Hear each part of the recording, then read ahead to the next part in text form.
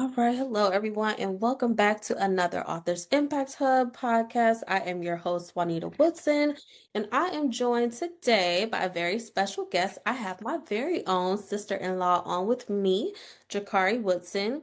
So I won't tell her story. I'm going to let her introduce herself. As I always allow the guest to do, she's going to tell a little bit about her debut book, and a little bit about her author journey. But before we get into that and you tell who you are and the title of the book that we will be discussing, um, let's start with the icebreaker question, right? So, in one word, what has your day been like for you? Ooh, that's the word. Being a mom and all the other things that I am, it is, some days can be more stressful than the others. And so, today was one of those days, where every child didn't want to wake up. Everybody had to get driven to school. All Mm, the things had to get done. We had deadlines and all the things. And that's Shoo, I made it. It's the best. and that's it. And we It's the keep moving. best one. All right. So, for anyone meeting you for the first time, who is Jaccarri Woodson? I am what I say, a nobody trying to tell everybody about somebody who can save everybody. But I am a mother of two. Um, I am a singer, an author now. Whoop whoop. Well, I was an author before, but of my own project. I'm an author now. I am a sinner saved by grace, honestly. Not to sound so deep, but honestly, that's I am living by grace. I'm breathing by grace. Like if it wasn't for grace, I would be no one. Um, I'm everywhere all the time. Um, I sing for a living because of Jesus. Um, he made it possible. Every day's not easy, but that's me. That's me in a nutshell, of who I am. Okay, yes. So, what is the title of your debut book that we are going to be discussing on this podcast tonight? It is 541 Graced for Next. It is a book about um pretty much the Lord waking me up at 5:41 a.m. every morning. And in that, um in my disobedience of not waking up and figuring out what he wanted to say. It took him 3 weeks of waking me up to get me to actually look at what those numbers mean and things like that. And I believe he gave me something that most people need to just get through each journey. And I believe you can take these steps at each journey, whatever your next is. I believe you can take these steps and plow through these journeys with ease. Okay, and you said it took you 3 weeks to realize. 3 weeks of waking up at 5:41 when my alarm clock goes off at 6 a.m. And for 3 weeks, I cried to the Lord, like, you really, can we get my 19 minutes? Like, all I want is the rest of my 19 minutes. You know how you get in that good sleep Yeah. and then something wakes you up and then you can't go back to sleep? That's just how it was for like 3 weeks, 3 weeks. And finally, I woke up and was like, Lord, okay, you have, like, it's the same time over and over and over again. You have to be trying to say something. And so that's when he was like, yes, now you're talking to me. And when he told me to go look up the numbers, once I got to work that day, he told me to look up the numbers.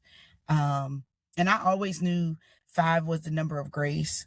Yes. Um, but I tried to like break down 4 and 1, and it didn't make sense. And I was like, forget this, Lord, you ain't saying nothing, that won't you? And and so I was like, I think I was on my lunch break or something. I used to break all the time at work. Shh, don't tell nobody. Um, but I was on one of them breaks, and I heard him say 41, and I started looking, Google, started looking it up. What does it mean? Then what does it mean throughout the scriptures?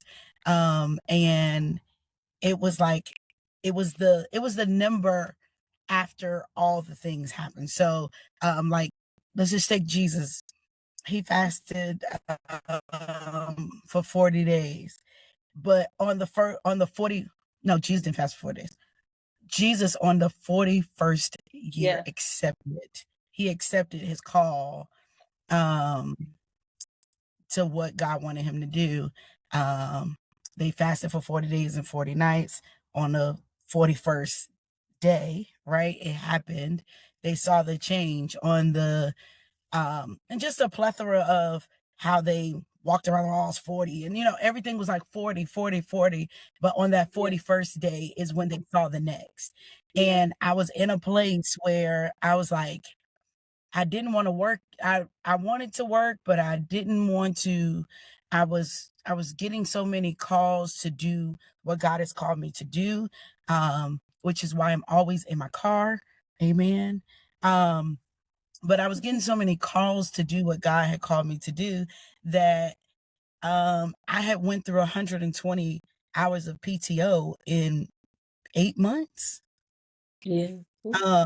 And I was looking at this job like everything is so stressful, and it was like at that moment when he said that, he was like, you are graced for next. And Yeah. at that immediately, like, things started happening so fast. I think that probably was in like maybe early August. Yeah. I mean, I think I left my job. I think God made it so plain. Because I was like, one day I was sitting at my desk again, and God was like, August 31st. And I was like, you have to be kidding me. It's Now been he a gave year, you right? right. Yeah. Like, okay, I'm grace for next at early August, and then mid-August, you're gonna be like August 31st. Like, Mhm. we was just talking about this. We won't really like serious It's about happening, right? like, we're not serious about this. And he was like, yes, I am. Like, yes, I am. I'm so serious. Um, and he was serious. Like, Yeah. my plan was to leave, to put in my 2 weeks at August 31st. And because I was going to be obedient, but I had a plan. Yeah. And We all so, on our own. and so I was like, well, um, I'll do it on August 31st. I'll put in my 2 weeks. That'll give me 2 more weeks. I'll be able to get paid. And then after that, I'm sure I have plenty of PTO and stuff like that Right. I'll get, because I'm leaving my job. I've given my 2 weeks notice. And round about August 29th, I missed a day of work because I was singing somewhere and I got stranded. Mm-hmm. And the Lord, when I got back to work, I had to put in PTO. And it was like August 29th, honestly. And he was like, he was like, you're August 31st. He kept saying August 31st. And so I looked at it, and he said, and no, I looked at my time, and I was putting in the hours, and I had 8 hours or like 7 or 8 hours of PTO left out of 120. I Oh, had zero sick, zero like zero of all the other things.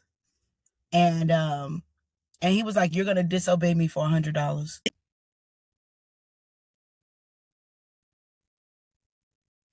sometimes we do it for nothing. So, That's what I'm trying to say. Like, sometimes we do it for nothing, and I'm saying I'm gonna disobey God. And I was in an obedience seat, where, like, whatever God said, that's what I was gonna do.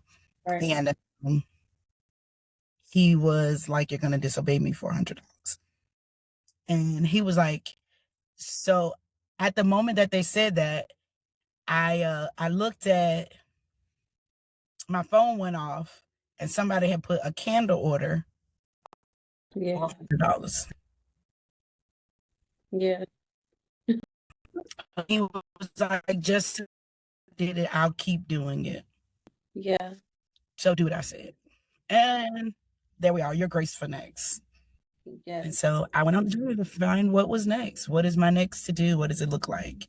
Yes. Just trusting him, right? All the Oh, way. it is a trust game. Yes. So you talk about God speaking through the quiet places. So what are some practical ways readers can learn to recognize his voice in their everyday life?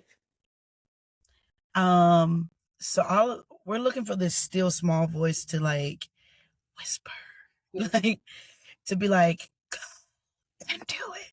No, that's no, God is very practical. Um, he will he will send signs, he will send things. But sometimes he'll say it just regularly. Like if you feel in your spirit that, okay, I heard that, and then somebody walks up to you and confirm it, like it's don't take Yeah. it as, girl, he I just heard something say that in my, no, no, no. No, no, no. It's a God thing. It's a God thing. You need to move and you need to move now. Yeah. Um, Yes. let me tell you, and if you don't move now, he can and he will choose somebody else to do it. Um, but I think just knowing that what you hear is correct. Um, I would say your prayer, starting your day off, um, as much as possible, to give yourself at least 5 to 10 minutes of just silence, no phone, no, don't wake up and scroll Instagram. Like, just give yourself 5 to 10 minutes as a start. 5 to 10 minutes every day just to start your day in your day. Um, to just sit in the presence. If it's music, if it's whatever gets you to that place. Because I sing a lot of music, I don't listen to a lot of music. Um, but I know a lot of people, listen to music. I like to listen to music that don't have words when I'm trying to get to a place. Um, because that's just, I got too many words going on in my mind. That makes sense. Yeah. And so we got to get out of it.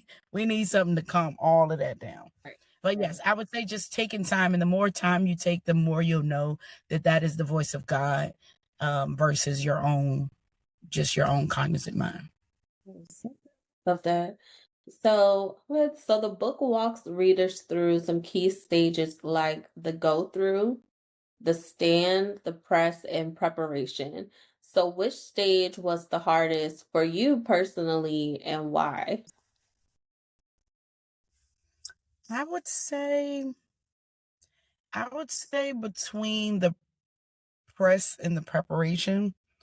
Um, I would say because neither one of those feel good, and it didn't really feel like this was what he was doing. It didn't really feel like I was getting prepared for next. It felt like you're taking everything from me. Yeah. Um, um, in the course of 5 years, I lost my mom, my father, and my marriage. Like, that's a pressing that you don't feel like, it's pressing, but you're like, this can't be from God. like, What and did that you made it really hard. Yeah, what possibly could you be preparing me for? Like, you like all of that, and I think going through that press of like, okay, I need to sit down, I need to think about what I'm doing, who I am, all those things. And then the preparation part, he started putting me, I would say the preparation kind of felt okay. It was when I was going the other way. Because it kind of started being around people I've never seen, and putting me in places that I never thought I would be, and things like that. But that press, a lot of nights in this car, I would just drive. I would just drive. I think I'm gonna say the press. I'm gonna say the press is the hardest part because it really does not feel like you're being graced for anything. It Yeah. feels like torment. Um, and so a lot of times I would just get in my car and drive. And Lord, you got to say something. I would just drive and cry because I couldn't even put it into words. Yeah. I couldn't even put it into words. And some people fuss it out. Like mine was, I would just get in this car and I would just drive. So there may be someone who is going through a similar season right now. So what would you say to that person who may feel delayed or hidden in the season or going through a press or going through a preparation season? I would say keep pushing. As long as you wake up in the morning and start over. Do not take what was in your yesterday into your today, because every day you wake up, you get brand new grace, brand new mercy. And we can't do nothing about what happened yesterday. Let's start fresh every day. And so if you get up with that attitude that I can't do anything about what happened yesterday, but I control my today, um, that would keep your push to get to your next. Like, okay, Lord, I know there's something at the end of this. I know it's going to come out better. I know I know I'm not going through this for no reason. I know this sickness is not unto death. I know, like, you have to speak over yourself and speak over your life. And every day you wake up and say, I will look to the hills from which comes my help, because all of my help come from the Lord. And know that the help, the provision, the whatever you need is coming directly from God. Someone is going to walk through your path and be that light for you today. Or if not today, maybe tomorrow, maybe, like, but every day you got to get up and say, I'm going to push through. I'm going to push through. I got brand new grace, brand new mercy. Woo. All right. Let me not have the attitude I had yesterday, because, all right, let's take that. I got into a little back and forth with someone one day. It was a hard day. Like, and they tried me, honey. Okay. Because people will what? Try you. Um, and I told the young lady, I said, look, what we're gonna do is we're gonna walk away, and we're gonna wake up in the morning with brand new grace and brand new mercy. Like, this didn't happen, okay? And we're not even gonna this what we have addressed, you know how I feel, I know how you feel, and now this is over. This is done. And I think if you take that into your life and stop taking your December 16th into your December 17th, or your December, you know what I'm saying? If you stop taking your yesterday into today, you will live a much peaceful life. You will strive to things a little bit faster. Absolutely. Because most of the things that happened 5 years ago, we don't even remember. No, We don't even remember. we don't even know why we feel this way. We just know I feel this way and this is what I feel. Yes. Yeah, And y'all, absolutely. let's do better. Absolutely, yes. So let's talk about your writing process, right? So what was it like putting this message on paper, and what did God reveal to you as you wrote? It was hard. I ain't gonna lie. It was difficult. My sister here was like, "Hey, you got that book yet? Hey, you got that book? Hey, you gonna write that book? You know they waiting on that book. You gonna write that book?" And I'm like, "Girl, I am not an author." And I don't know. Like one day, I just woke up and God was like, "Why are you waiting to do things? Do it now." And I sat in the office and I kind of just spewed out what I could. He gave me the chapters, the vision, and I just went forth as much as I could. I asked AI, I asked chat, I asked you, I asked the people I knew who wrote a book, like, help me, y'all. Can y'all read this? What does this sound like? What does, like, I think I really just wanted to give people what they feel me, how they feel me sing through a book. Yeah. Okay. So when people hear me sing, they automatically feel like, oh, I can go on a little further, right? Um, and I wanted people to feel that. I was working on a book prior to this. You remember that? Like it was Yeah. called Keep Pushing. And I had like somebody push it on a stone, like, and God was like, not right now. Um, and this is what he gave me. Like, and everywhere I went, if I told the story, about 541, people would continuously say, "Where's the book? Like, Yeah. write that." And so, like I said in the beginning, like when God says something, sometimes He'll send something to confirm it, and it's to you to listen.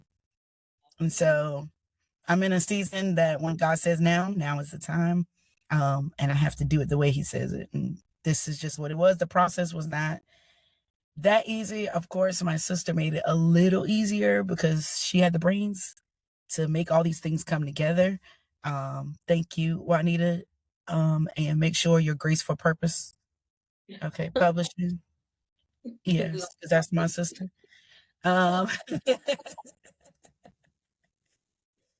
Um, but yeah, like it was not the hardest thing. I think the hardest thing was getting started.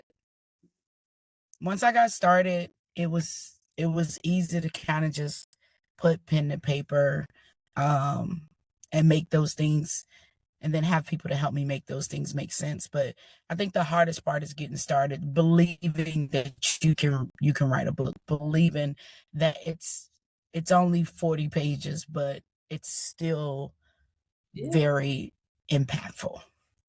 Yeah. absolutely. It's necessary. It's your journey. It's right on time. It's necessary now. So, how do Mhm. worship, motherhood, and entrepreneurship, because we cannot forget about Spark by Jay Monet, connect to the message of being graced for next? Everything I do it through grace. Okay. Um, I believe when I started the candle business, um, I was just making candles for friends. My friends was going to buy candles all the time. And I was like, y'all shouldn't. I'll make you your own candle. You know what I'm saying? And God graced me to do that. And now I'm making candles as a business. Um, I was not looking to have children.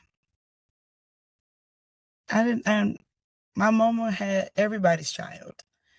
Um, but I believe that God graced me because He knew I would need it to be strong in this season. My kids are the reason that that I keep going, outside of Jesus. My kids are the reason that I keep going. And so, um, I believe that they are graced for next. And what I instill in them right now and what I show them and what I do now is going to be the product of who they are later. Um, and so that's pretty much where everything. Um, I'm a worshiper at heart. I wake up worshiping, like I don't all day like most people. I'm in the house like running and stuff like that to break. Um, but outside of that, everything is great. Like everything moves itself, and God prepares you, and you don't know you're being prepared. You never know that you're actually being prepared. Um, so these things, the press and the preparation, and all the other chapters, they don't necessarily show themselves like I am preparation or I am press. you just know that God is making you into something. And if you Yes. keep going through the processes, worship, mother, candles, whatever else I put my hands to, author, I don't know what else I'm working on, but whatever else you decide to work on, whatever else you decide to be, the everything is preparation. Everything is preparing you to get to that place. So you got to take every moment.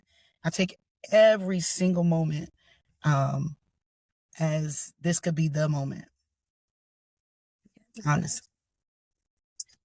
So where can listeners connect with you and purchase your book and also your music too? Where can they connect with you and get your music, connect with you on social media? So on all socials, I am Jaccarri Woodson. Um, there's only one of me. I'm either in a gold dress with my hands up or a black and white dress with my hands up. um, but I am Jaccarri Woodson everywhere. That's TikTok, YouTube, Facebook, Instagram, Venmo, Zelle, Oh, all the things. But I am that everywhere. Even if you search me on Apple Music, I've had the great pleasure to be a part of some great records. I don't have my own yet. Y'all pray that I say yes to that. Keep praying. The Lord is yeah. nigh.